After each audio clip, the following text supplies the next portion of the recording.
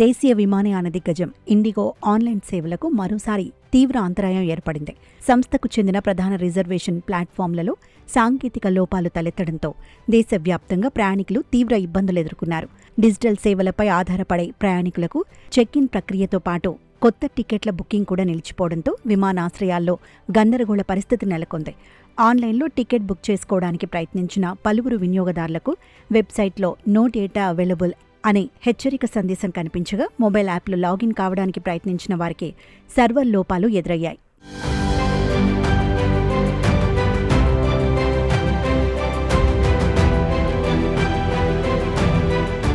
ఈ సాంకేతిక వైఫల్యంపై ఇండిగో యాజమాన్యం అధికారికంగా స్పందించింది.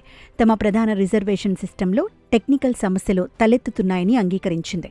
దీనివల్ల వినియోగదారులకు ఆన్లైన్ సేవలు పొందడంలో అంతరాయం కలుగుతోందని తెలిపింది. పరిస్థితిని త్వరగా సరిదిద్ది సేవలను పునరుద్ధరించేందుకు తమ ఐటీ బృందాలు బయటి టెక్నాలజీ భాగస్వామితో కలిసి అత్యవసర ప్రాతిపదికన పనిచేస్తున్నట్లు ప్రకటించింది.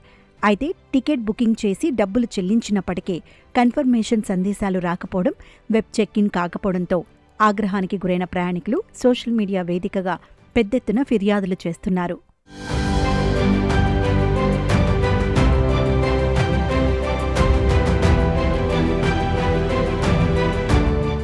కేవలం వారం వ్యవధిలోనే ఇండిగో నెట్వర్క్లో ఇలాంటి సాంకేతిక లోపం ఎదురవ్వటం ఇది రెండోసారి కావడంతో ప్రయాణికులలో తీవ్ర ఆందోళన వ్యక్తమవుతోంది.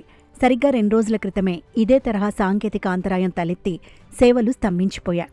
వరుసగా వ్యవస్థలు విఫలమవుతున్నప్పటికీ ఈ లోపానికి గల ప్రధాన కారణమేమిటన్నది లేదా ఏ టెక్నాలజీ భాగస్వామితో కలిసి ఈ సమస్యను పరిష్కరిస్తున్నారన్న వివరాలను ఇండిగో స్పష్టం చేయలేదు.